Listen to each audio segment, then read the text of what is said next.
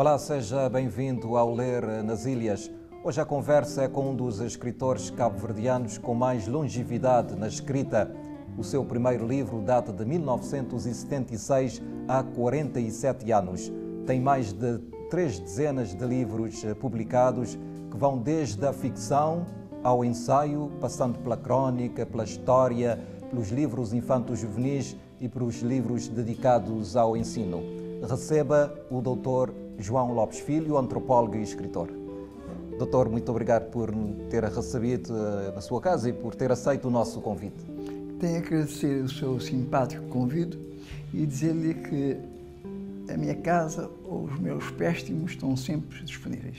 Muito obrigado. É um homem de muitas formações, engenheiro técnico agrícola, licenciado em Ciências Políticas e Sociais, licenciado e doutorado em Antropologia, com especialidade na etnologia, não é? É essencialmente antropólogo e etnólogo, mas imagino que essas outras formações agregadas permitam-lhe compreender de uma forma mais aprofundada ainda o homem cabo-verdiano, não é, doutor?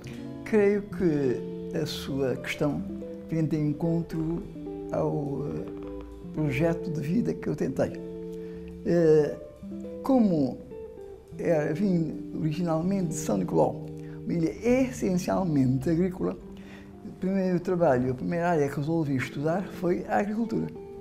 Mas, dada a minha formação anterior, porque nós tínhamos, felizmente, o meu pai tinha uma boa biblioteca, a melhor de Cabo Verde na altura, mesmo melhor que a municipal, de modo que, desde pequeno, nos encaminhou numa leitura mais ou menos organizada e, além da leitura, começou a pedir-nos que fizéssemos resumos dos próprios livros. Isso foi o início da escrita.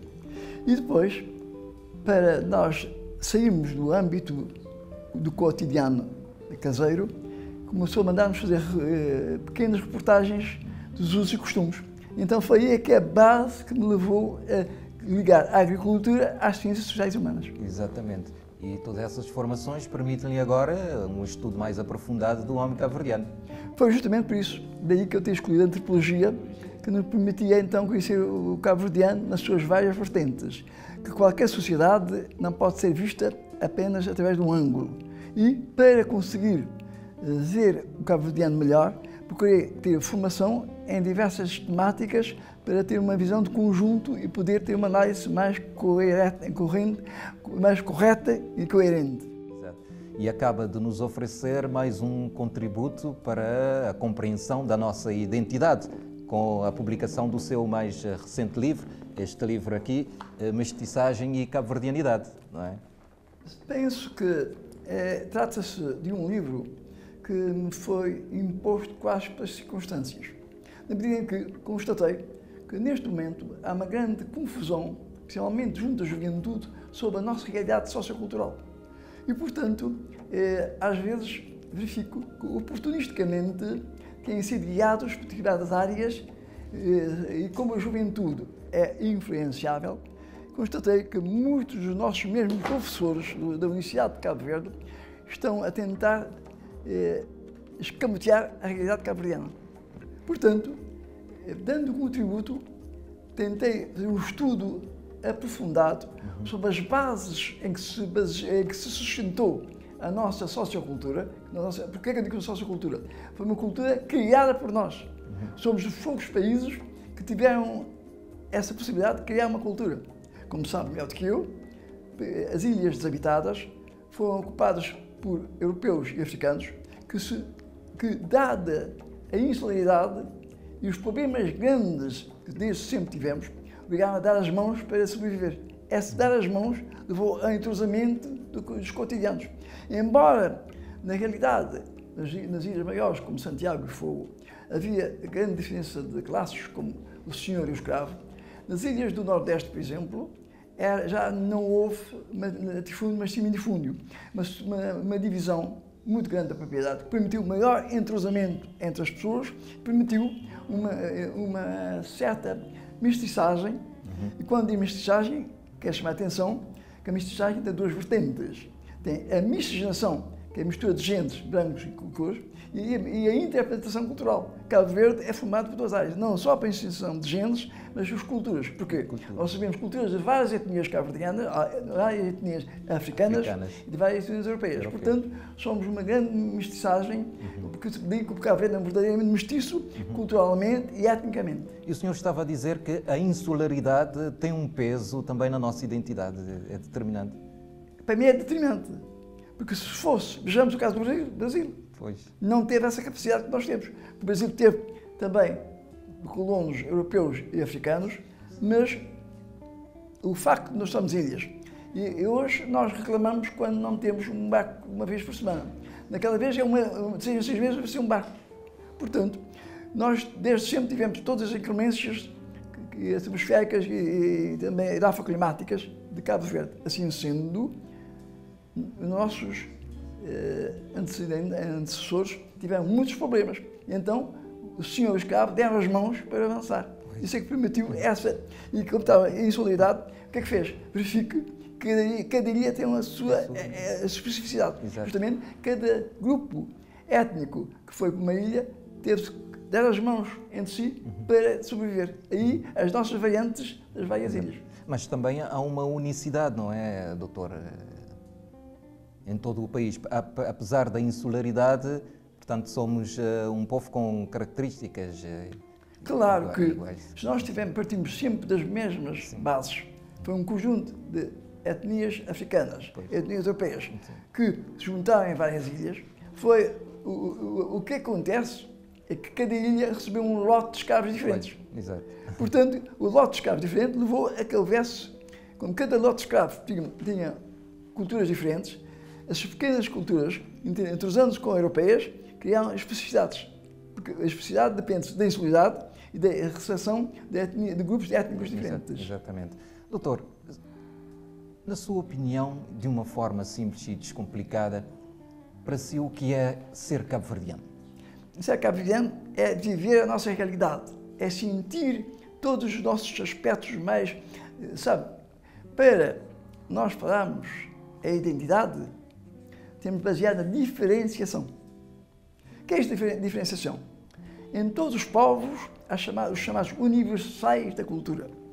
O que é os universais da cultura? São aqueles aspectos como a língua, a alimentação, a religião e outros mais. Então, para vermos a nossa identidade, ser cabo-verdiano é ter a sua identidade. Então, pegamos esses universais da cultura, o nosso ego, e vamos comparar com o nosso alter ego. Quem são os nossos alter egos?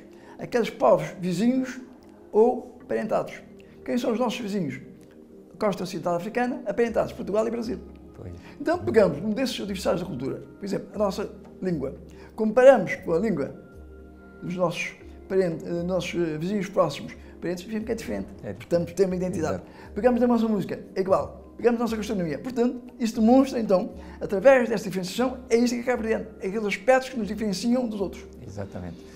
Disse na apresentação que o seu primeiro livro, este livro, data de 1976, Cabo Verde, Apontamentos Etnográficos. Passados todos estes tempos, como é que olha para este livro agora? Este livro tem uma história, e começo a dizer que foi um atrevimento, uma irresponsabilidade por parte de um estudante. Era estudante.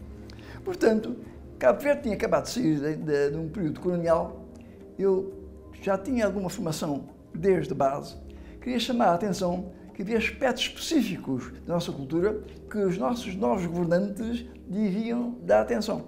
Claro, escrevi este livrinho, até um dos trabalhos, uma das áreas que foi estudada, foi assim boa, que agora está-se a tentar recuperar. Eu, há 40 anos, pensei, portanto, da Simboa como um elemento da nossa cultura. Em todo caso, embora seja um livro feito por irresponsabilidade de um estudante, esgotou-se logo e tem sido solicitado para reeditá-lo. Não quero reeditá-lo, porque é um marco. É um marco. É um marco e um marco que, justamente, o tempo demonstrou que eu tinha razão. Pois, tocou num ponto há pouco interessante, disse que, no caso da Simboa, que falou no livro e que agora está a ser valorizado. Já agora, pegando nisso, na sua opinião, os nossos decisores, os nossos governos têm preservado, têm procurado, digamos, resgatar, promover aspectos essenciais da nossa identidade? A sua questão é interessante, porque foi justamente o motivo que me tem levado a escrever. O que é que eu fiz? Quando ainda estava como professor da Universidade Nova de Lisboa, vinha passar as minhas férias em Cabo Verde e era abordado por muitos professores que queriam saber sobre a nossa cultura, sobre a nossa realidade e também havia elementos. Então resolvi escrever um livro este que eu consegui que fosse publicado pela Universidade de Cabo Verde, em que eu fiz os estudos básicos para a cultura cabo-verdiana. Pois. Então, a partir desse elemento, eu consegui interceder junto dos governos da altura, Ministérios da Educação e da Cultura, que fosse introduzido no ensino a cultura cabo-verdiana. Porque primeiro arranjei material, só depois disso consegui que a cultura cabo-verdiana fosse introduzida. A partir dessa altura, começou a entrar para o ensino secundário e superior a cultura cabo-verdiana, mais um outro papel que eu quis ajudar a minha terra. Portanto, se eu venho defendendo isso, eu estou plenamente de acordo que se tenha feito alguma coisa neste sentido, mas longe, muito longe daquilo que se devia fazer. Os nossos governos deviam ter alguns consultores e tentar ouvi-los. Os nossos políticos são políticos e muitas vezes um bom staff é necessário. Falta esse staff para maior reorganização, estruturação e defesa da nossa cultura e do nosso património, tanto natural como cultural e principalmente a cultura imaterial. Nossos velhos eram verdadeiras bibliotecas, estão morrendo e ninguém está cuidando disso. É um dos aspectos que até hoje, depois de 40 e tal anos de independência, ninguém fez nada para isto. Doutor, façamos uma pausa neste momento para lançarmos a nossa primeira, respondermos a uma curiosidade lançada no programa anterior e já retomamos a conversa.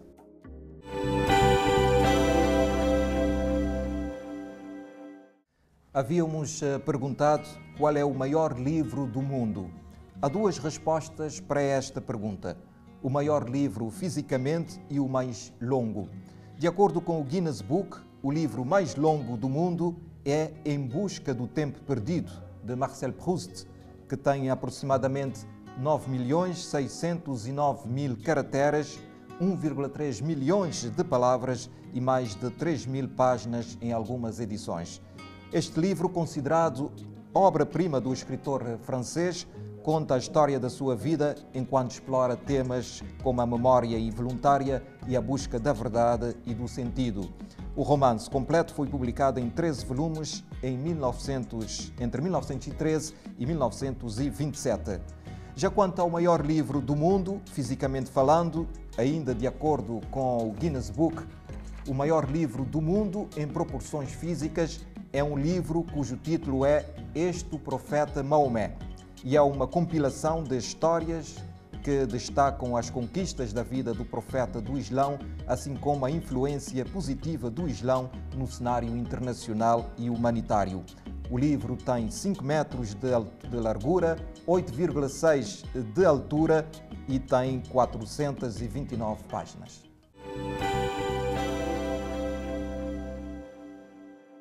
Estamos à conversa com o professor, antropólogo, historiador, investigador, escritor João Lopes Filho. Doutor, como é que um autor como o senhor, acostumado mais a escrever e publicar livros técnico-científicos, se aventurar também pela escrita literária? Não se esqueça que sou antropólogo. Pois. O antropólogo tem por obrigação saber observar os cotidianos, as realidades, a ambiência e tudo. Eu tenho um vício, tenho sempre comigo um pequeno caderno de apontamentos. Sempre estou, mesmo numa paragem de autocarro, que há uma ambiência, uma cena que me interessa, registro. Eu vinha registrando há muito tempo esses materiais e depois cheguei à conclusão que podia coordená-los e pô-los à disposição do público. A melhor maneira de passar isso era criar uma história para poder passar aquela série de elementos que eu tinha reunido. Depois de criar a história, fiz um romance. Mas como nunca tinha publicado um romance, surgiu em Cabo Verde, nessa altura, um grupo que tinha vindo de Angola lançar o prémio Sonangol. Pois. Disse, boa altura.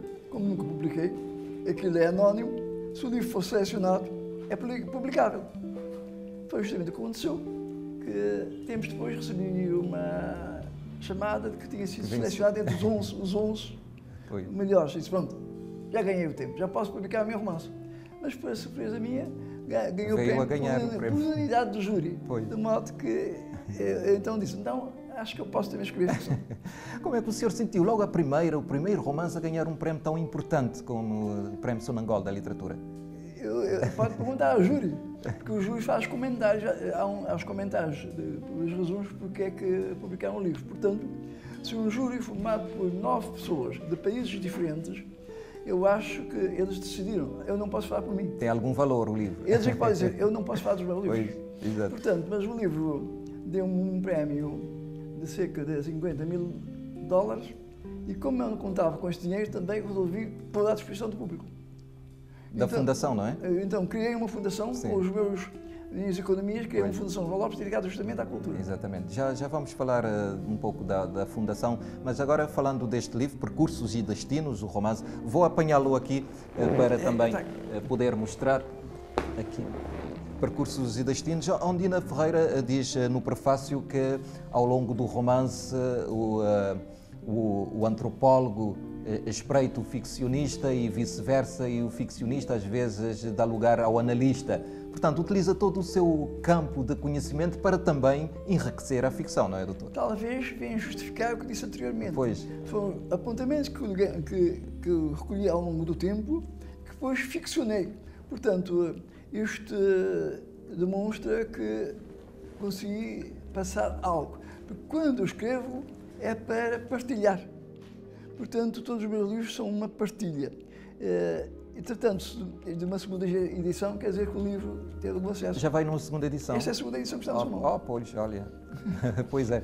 E este livro conta-nos uma história de encontros e desencontros que não termina bem. O final não é lá muito feliz. Sabe, todo qualquer livro tem que ter um final que seja algo que o leitor não espera. Portanto, não vou falar do final. Pois, mas é um final que não é feliz, não é?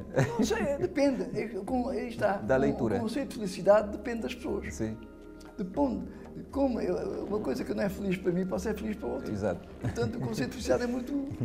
O homem é diferente de pessoa para pessoa. Portanto, eu não posso, nem fica bem, estar a comentar os meus livros. E estávamos a falar de aspectos da etnografia, da cultura no livro, que aproveita também para a ficção. Aqui fala de muitos costumes de São Nicolau, fala do Carnaval, por exemplo, não é? Mas eu não falei em São Nicolau. Pois, não menciona que é São Nicolau. Mas o Carnaval pois. Está neste momento em todas as ilhas de Cabo Verde. Em todas as ilhas. De modo que, mesmo assim, você vai verificar que não há nenhum local que tenha nome. Sim, exatamente. Portanto, cada um... A Ondina Ferreira disse que era São Nicolau e Santo Antão. Portanto, eu deixo, é mais uma liberdade que eu deixo ao leitor para colocar o livro onde quiser e pôr o nome que quiser, porque não pôr nenhum nome. Falo numa ribeira, não diz qual é a ribeira. Falo num monte, não diz qual é o monte. Portanto, deixa a liberdade do leitor para tirar como desejar. Exatamente. E também já se aventurou pela literatura infanto-juvenil, já tem 3 obras publicadas, se não me engano, na literatura infanto-juvenil, não é? Eu tenho, mas eu poderia falar do primeiro, que é infanto-juvenil. Isto tem uma história também, que eu faço quase todos os meus trabalhos, são feitos com o intuito de ajudar Cabo Verde. E nos anos 70, houve uma grande quantidade de cabo-verdianos que foram pós-independência para Cabo Verde, para Portugal. Então, com a reunião familiar, as escolas da Grande Lisboa apareceu com uma grande quantidade de cabo-verdianos. Mas acontece o seguinte, o cabo-verdiano, tanto o pai como a mãe trabalhavam, os filhos ficaram sozinhos no bairro. E quando têm o contacto com a cultura portuguesa é quando vão para a escola. Então imaginemos uma criança que está habituada ao bairro sem horários. Tem a liberdade e tem que ficar fechado numa sala de aulas. Não tem que fazer obrigações, tem que fazer trabalhos. Claro, isto deu uma certa revolta nas crianças. Foi. Então, os professores portugueses não souberam compreender isso. E começaram logo por todos os nomes feios e disciplinados aos cabo-verdianos. Então, resolvi dar a conhecer o que era a cultura cabo-verdiana para perceber cabo-verdiano. Então, escrevi um livro que é Vamos Conhecer Cabo Verde. Pois está a falar deste livro, não é? Sim, Vamos Conhecer Cabo Verde. Vamos conhecer Cabo Verde. Este livro foi feito, então o que é que eu resolvi? Queria demonstrar que não era só o cabo-verdiano que estava desadaptado ao contexto português. Pois então, um filho de um imigrante que tinha de França estava desadaptado. Fiz um cabo-verdiano que tinha nascido lá, já nos bairros, e que estava desadaptado. Um filho de um cabo-verdiano que tinha de Cabo Verde e um que tinha vindo de França. Sim. Então, na mesma escola. Então, eles estavam sempre num cantinho. Começaram a contar a sua história. Então, o filho do cabo-verdiano começa a registrar. Não, o português começa a registrar o que o filho do cabo-verdiano dizia. Então, isto é toda a história de Cabo Verde que está lá. Então, o livro, que foi então adotado por quase todas as escolas, que eu distribuí gratuitamente a todas as escolas, com uma edição de 5.000 exemplares, e depois houve necessidade de uma segunda edição que já foi para venda. De modo que porque eu fiz para alunos e foi adotado pelos professores. Pois. Vai-me permitir voltar a falar de livros mais técnicos. Isto é uma bibliografia, não é? Biografia. Uma biografia de António Carreira, que é também historiador e etnógrafo. Ele também deu um contributo importante para a compreensão do nosso modo de vida também, não é, doutor? Eu penso que na historiografia moderna, os teus trabalhos são os mais apreciados. Em todo caso, o nosso Carreira, eu fiz essa biografia porque trabalhei com ele durante muitos anos. E ele é que me incentivou ele era um verdadeiro, como se chama, rato de biblioteca. De modo que ele incentivou uma pesquisa nos arquivos. E então eu resolvi fazer uma homenagem a ele, fazendo a sua biografia, porque ele foi muito maltratado na altura da independência. E veio-se provar que toda a gente estava, todos esses nossos governantes estavam enganados, vieram pedir desculpa. E até, quando eu lancei o livro, o António Correia Silva disse: até que assim se faz justiça a este homem. Portanto, dos primeiros historiadores da época moderna de Cabo Verde, e cujos livros ainda não foram ultrapassados. Doutor, vamos fazer mais uma pausa, desta vez muito curta, para a nossa segunda curiosidade desta edição.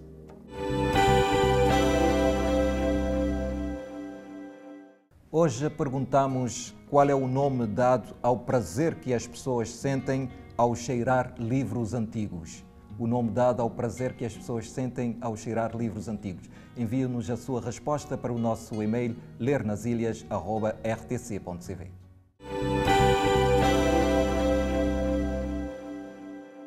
Estamos de volta para a última parte da nossa conversa com o antropólogo e escritor João Lopes Filho. Falávamos da escrita. A revista Claridade, de que o seu pai foi um dos fundadores e diretoras, marcou indelevelmente a literatura cabo-verdiana. Como é que o senhor vê a evolução da nossa literatura desde esse marco?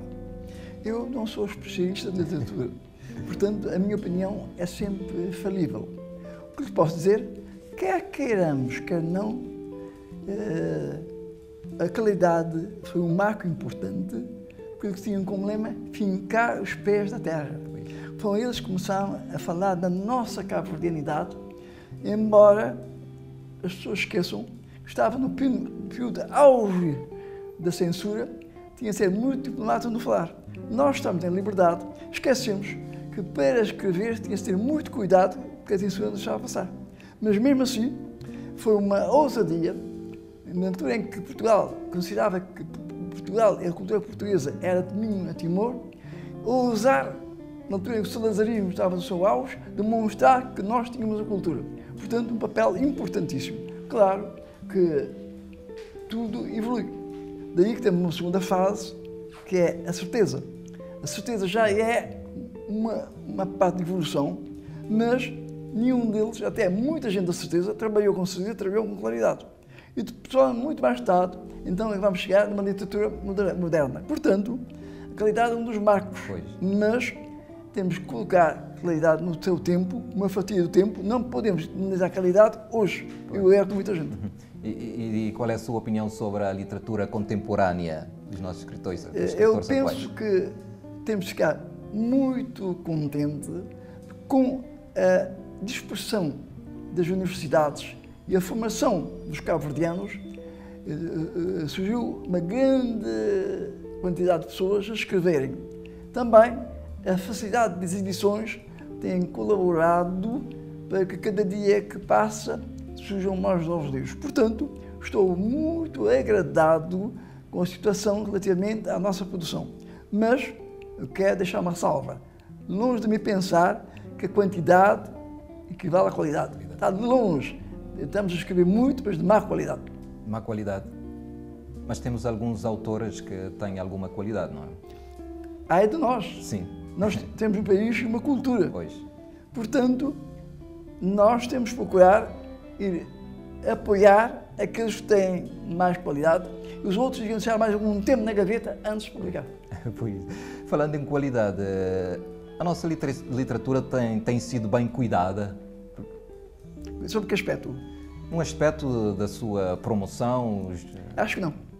Acho que não, porque é o seguinte, um país como este tem prémios para tudo, tem milhares e milhares de festivais, não há prémios para a literatura.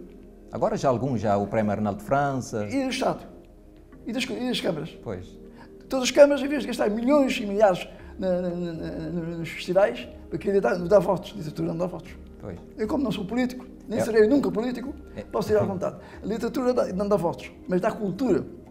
E os festivais não levam Cabo Verde a parte nenhuma, não nos dá votos. Portanto, se cada Câmara criasse um prémio, são 22 prémios. Se o Ministério da Cultura retomasse os prémios antigamente que havia, portanto, bastava isso para incentivar. Exatamente. Fica o exemplo da Câmara do Sal que promove a literatura mundo, não é? Não é a Câmara do Sal, é uma iniciativa de Firmino Martins com o colaboração da Câmara. A Câmara não. A Câmara é Firmino Martins com uma parceria. A Câmara, portanto, não é a Câmara. Sim, sim. As câmaras municipais precisam envolver-se mais na promoção. Fica também esta sua dica de haver também festivais de literatura nos municípios, não é? Devia haver, mas de qualquer maneira é preciso sensibilizar os nossos dirigentes. Eles não são culpados, eles são políticos. Portanto, devem ser sensibilizados. Não é a falta de gosto, nem a falta de vontade. Têm de ser sensibilizados. Falemos um pouco da Fundação João Lopes, que fundou em homenagem ao seu pai. Como é que tem sido o trabalho da Fundação? Tudo em Cabo Verde que seja cultura é difícil. E como a Fundação João Lopes se dedica só à cultura, a fazer não só dinamizar a cultura e aqui em Cabo Verde, como junto das nossas comunidades no exterior. Então, o que é que temos feito, por exemplo? A partir disto, nós temos feito vários protocolos com câmaras municipais. Por exemplo, em Portugal temos umas 10 câmaras municipais. Então, junto das comunidades e com o apoio das câmaras, estamos a dinamizar a cultura cabo-verdiana. Posso dizer, a título de exemplo, que as segundas e terceiras gerações de cabo-verdianos em Portugal não fazem a mínima ideia de Cabo Verde e da sua cultura. Tem um Cabo Verde mítico, que foi contado pelos pais da altura em que foram, o Cabo Verde hoje. Por exemplo, quando eu passo um documentário mostrando Cabo Verde hoje, ficam todos admirados. Então, a Fundação João Lopes, em colaboração com as câmaras, tem estado a fazer esta dinamização, um dos aspectos. Mas a Fundação João Lopes está à espera, prometida há vários anos, pelo Governo de Cabo Verde e para a Câmara Municipal da Praia, da entrega de uma sede. Porquê? Já temos preparado uma biblioteca de 10 mil volumes, já está todo empacotado para trazer para Cabo Verde. Essa biblioteca vai ser montada e aberta ao público com a seguinte maneira. Para o quarto está aberta na altura em que as outras estão fechadas. No período do meio-dia às 2 está sempre aberto, enquanto as outras fechadas. As outras fecham das 5 às 7 estão sempre abertas. Para uma pessoa que sai do serviço quer ler um bocadinho, pode ler.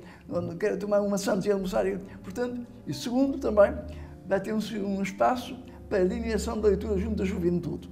Mas mais ainda, há um outro aspecto, nós chamamos uma sala multiusos, que vamos criar o hábito, que já está tudo programado, Em todas as semanas já vai, cada mês, uma tertúlia. Olha. Para criar uma massa crítica consciente. Noutra semana teria uma semana de poesia, de recitais. Noutra semana seria uma semana de música. Portanto, as 4 semanas do mês cria-se o hábito. Portanto, já sabemos, na quinta-feira temos músicas, nessa quinta-feira temos, para criar o hábito de tertúlia. E outro aspecto importante, também, já está até preparado para um chamado um pequeno museu, mas não vamos chamar museu, o Gabinete de Curiosidades. Porquê? É um espaço museológico com vários elementos que levem a chamar o público para os museus. Portanto, é chamado Gabinete de Curiosidades, que é o primeiro nome que os museus tiveram. E, portanto, vai ser uma diversidade de temas. Portanto, isto está tudo preparado, já há material para tudo isso. Estamos só à espera do espaço prometido pelo Governo e pela Câmara Municipal da Praia. Esperamos que venha rápida a resposta, porque o contributo para a cultura realmente será muito, muito importante. Só mais um aspecto. Sim. A Fundação tem uma revista que já saiu 2 números, o terceiro já está pronto. É uma revista que se chama-se Sumara, nome cabo-verdiano, pensar, meditar, etc. É o nome o que é que significa? Sumar é pensar, meditar. Meditar, sim, sim. Até o emblema dele é aquele pensador africano. Tá? Ok. Sumar portanto, é aberta a todas as pessoas. E, em todo caso, essa Sumara já tem representantes em todos os colóquios e no Brasil. E o Dr. João Lopes Filho tem sido reconhecido pelo seu trabalho, recebeu a maior honraria civil do país ao ser galardoado pelo Presidente da República com a primeira classe da Medalha do Vulcão. Em 2015 foi distinguido pela Gala Somos Cabo Verde como o melhor investigador, é cidadão honorário da Cidade Velha, também foi homenageado na sua terra natal. Essas honrarias, essas distinções incentivam ainda mais para continuar o seu trabalho? Creio que não me incentivar, creio mais responsabilidade. Mais responsabilidade. É claro que eu estou muito conhecido, aproveito o ensejo para agradecer não só às câmaras municipais, como o Governo, não, eu tenho uma outra condecoração que foi concedida pelo Governo de Cabo Verde, pois, exato. Que ainda não recebi, porque eu estava na altura em Portugal, mas foi uma honra ver uma página inteira do boletim oficial sobre mim. Portanto, eu tenho que reconhecer perante Cabo Verde que estou muito honrado e reconhecido, e isso incentiva, mas queremos responsabilidades. Doutor, acaba de publicar uma obra, mas imagino que está sempre a escrever. Está a trabalhar em alguma outra obra neste momento? Bem, eu, pelo menos, todos os dias escrevo uma frase. Eu tenho, neste momento, um livro pronto, um livro de contos, um livro de histórias. Olha. Já está pronto, só falta arranjar um subsídio para a publicação. Mas este livro, como é um livro de tentar fazer aquilo que disse há bocadinho, tentar recolher ideias, aspectos da nossa tradição e cultura que estão a desaparecer, fiz histórias abordando vários temas. E então, para cada um deles, arranjei uma personalidade típica de Cabo Verde, daí que o livro chama-se Meus Tipos Inesquecíveis. Está pronto para a publicação, agora falta dinheiro. Olha, sim senhor, estamos na reta final do nosso programa, resta-nos pedir-lhe que nos deixe então as suas sugestões de leitura. Eu começava por este livro de Arnaldo de França. É um livro intitulado Arnaldo de França, uma obra conversável. O Dr. Arnaldo de França é uma personalidade que, felizmente, atravessou quase todos os principais períodos da literatura cabo-verdiana. Trabalhou muito de perto com a claridade. Foi um dos elementos mais importantes da revista Certeza. Depois, pós-independência, foi professor de literatura na formação de professores. Ele ainda era uma espécie de conselheiro. Sempre que a pessoa tinha uma necessidade, ia ter com ele. Este homem, que tanta formação tinha, tanta sabedoria tinha, escreveu pouco. No seu espólio, o professor Dr. Alberto Carvalho conseguiu fazer uma recolha que consiste de grosso volume, e este volume, pelos seus textos, permite ter uma visão da literatura cabo-verdiana desde os tempos até à atualidade. Sim, sim. Há outra sugestão, disse-me que tinha uma outra, rapidamente. Eu quero trazer uma segunda sugestão, que é o Pulsar das Palavras, de Daniel Medina. Porquê? Este livro são cerca de 40 recensões apresentações e críticas. Portanto, sendo uma sugestão, este livro fornece 40 sugestões para um possível leitor. Sim, senhor. Muito bem. Resta-nos então agradecer-lhe uma vez mais pela sua disponibilidade, agradecer também ao telespectador que nos acompanhou. Nós voltamos a ver-nos daqui a 15 dias.